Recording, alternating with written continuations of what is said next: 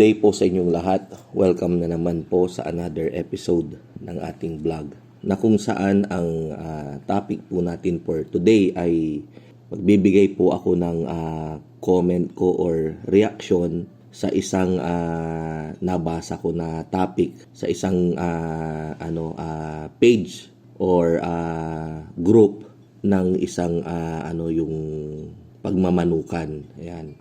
Nung mga nakaraang gabi, habang nagbrowse ako, may nabasa akong topic kung saan ang kanilang dinidiscuss ay tungkol sa pagbili ng RTL na 18 weeks old ang edad.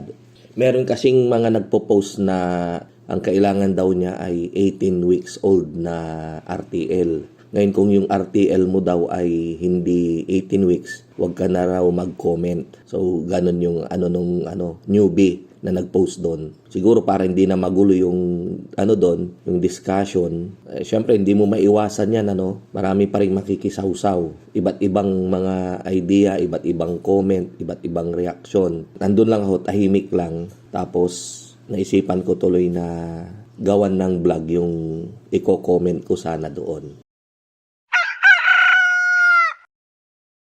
Ang RTL po kasi natin na ibinebenta standard ay 16 weeks old ang edad. Yung mga malalaking kumpanya gaya ni Bounty, gaya ni Rubina, ni DeKalb, nila Hisense, meron silang tinatawag na internal farm. So bukod dun sa nagpapapisa po sila ng kanilang itlog, pinapalaki po nila yung sisiw sa kanilang farm. Internal farm ang tawag dyan. Meron silang growing house. And then, kapag lumaki, naging 16 weeks old, siya naman pong ibinebenta nila sa mga tao na nagpabook sa kanila. So, ibinebenta nila yan, inilalabas rin nila. Pinapalaki lang. Kagaya ng ginagawa ko. Ginagawa naman natin, bumibili tayo ng sisiw sa kanila, bumibili tayo ng sisiw kay Bounty, palalakihin natin yan ng 16 weeks. And then, kapag 16 weeks na, yung sa atin, paninda. Minsan din kapag may bakante na akong layer house, yung iba po inilalagay ko doon para paitlogin. Ang manok po talaga standard na RTL na inilalabas ay 15 weeks and 4 days. And then sasabihin nila 16 weeks. Kasi po sakaling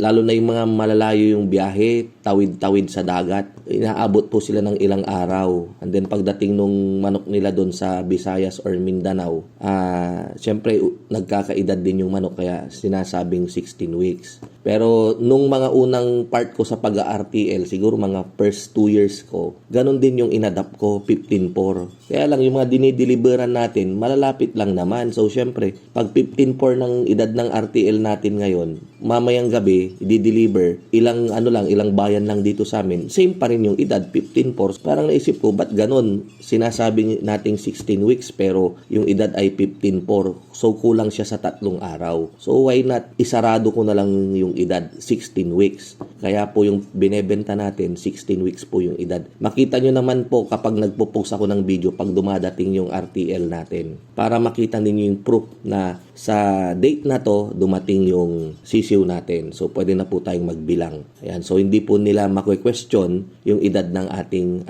RTL mamaya.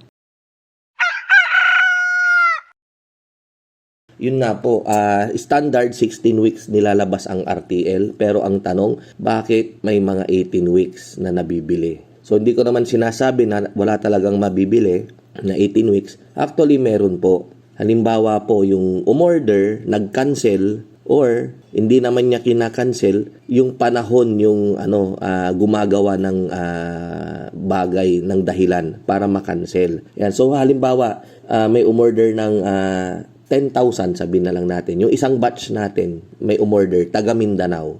Nung i-deliver na natin, biglang nagkaroon ng bagyo, hindi ka makadaan, hindi ka makatawid ng dagat, tapos yung farm pa nung umorder, na wipe out.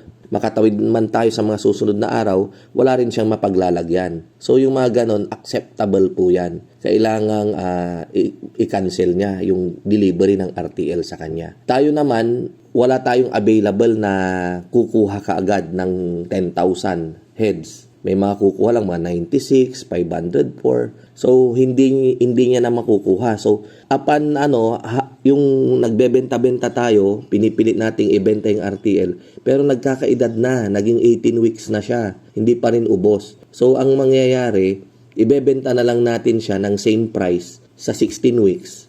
So kung ang benta ko po ng RTL ay 360 yung 16 weeks, dahil nga po sa gusto ko na rin pong mabenta kahit na 18 weeks, 19 weeks, kasi madalian na po yan. So ibebenta ko po siya ng same price sa presyo ng 16 weeks. Lalong-lalo na kapag yung housing po natin nakaschedule na rin para sa pagdating nung another batch ng sisiw natin. Marami rin po kasing nag-grow na kagaya ko na negosyo lang yung RTL. Wala po silang layer house. Kaya kailangan pagsapit ng 16 weeks, talagang mai-out na po yan, mai-deliver na. Sa kaso naman po natin, na nakikita nyo naman po yung sitwasyon, kagaya nung RTL natin na pang May, sold out na po yan. Ano pa lang po ngayon? March pa lang po ngayon. Opo. Yung pang May po natin, sold out na. But wala pong kumakancel. At saka wala po tayong tawid dagat ngayon. Kung gusto nyo talagang makabili ng 18 weeks old na RTL, kailangan makipag-negotiate kayo. Mang Mags, gusto ko yung 18 weeks. Magkano yung presyo? Siyempre yung presyo po hindi po ganun sa 360. Baka maging na po yan, 390 na po siya. 390 ang isa. Kaya lang po, hindi ko po ina-advise sa inyo na bumili kayo ng 18 weeks old na manok. Kasi po yung 18 weeks old, nag-uumpisa na pong mangitlog yan. May mga paisa-isa na pong mangingitlog, maglalabas ng itlog. And then, sa loob po nung katawan ng manok, yung bahay itlogan niya, marami na pong mga malilit dyan na itlog, yung parang mga alatiris, parang mga munggo na. Nagpapalaki na po siya. Kaya napakahirap pong i-travel yung 18 weeks old na manok. Kasi po, kapag nakita nyo naman po, kapag humaharvest tayo, hinahawakan natin sa paa, upside down, di ba? Yung hawakan po ng upside down, hawakan sa paa, normal lang po yon. Hindi po masasaktan yung manok. Wala pong problema yun, walang kaso. Pero yung ibiyabiyahe mo na 18 weeks, nako, delikado po yun. May possibility mabasagan siya ng itlog na malilit, yung parang mga alateris nga na sinasabi ko, parang munggo. Pag nabasagan yan, mamamatay po sila. Kaya po bihira po talaga yung nagtitinda ng 18 weeks. Standard po talaga ay 16 weeks. Kaya sa mga newbie, dahil basta akala nyo, mangingitlog na siya kaagad, ganyan. Mangingitlog na siyang kaagad, pero delikado yung pagta-travel sa kanila. Pag sa akin kayo bibili, syempre iba rin yung presyo. Yung 360 ko sa 16 weeks, sabi nating 390. Para sa akin, mas maganda yung dyan na lang po siya. From 16 weeks, andyan na po siya sa inyo para nakakapag-adjust na po siya.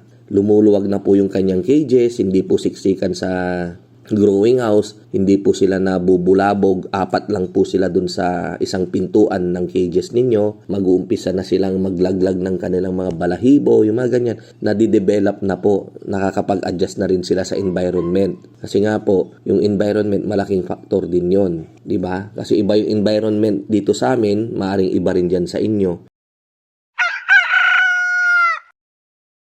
Wag po kayong malilito dun sa 16 weeks or yung 18 weeks. Pampagulo lang po yan, pampagulo lang. Doon pa rin tayo sa sa 16 weeks para safe po yung mga manok natin. So sana nabigyan ko po kayo ng another idea sa usaping ito. Ayan. Abangan nyo po yung pagdating ng ating sisiw sa March 30 at magsi-16 weeks po yon sa July 20. So alam ko po marami na yung mga inquiries. Tatanggap lang po ako ng partial payment nyo pagdating po ng sisiw. So kinaumagahan, March 31 or April 1, pwede na po akong tumanggap ng mga down payment ninyo para sa pagpapabook nyo ng RTL. Sigurado po ako, mabilisan na naman pong mabubuk to dahil marami na po yung nag-aabang. Yan, unahan na lang po sa RTL natin na pang July 20. Actually, may nagpapabook na po ng 2,000. Ayaw ko lang pong tanggapin para wala pong yung kumbaga mag-stick ako doon sa policy ko na pagdating pa lang ng sisiw, kinuumagahan at saka ako tatanggap. Opo. Kasi po pag Kapag na-move yan, 2 days or yung CCU or 1 week, so imumove ko na naman, mamumove yung July 20 natin. So may mga magtatanong niyan. Kala ko ba July 20? Ayoko po nung mga ganun as much as possible. Opo. Para maayos po yung ating mga transaction. Ayan. Except kapag yung yung talagang hindi maiwasan may mga ibang rin circumstances. Ayan. So maraming salamat po. Kita-kita po ulit tayo sa mga susunod nating vlog.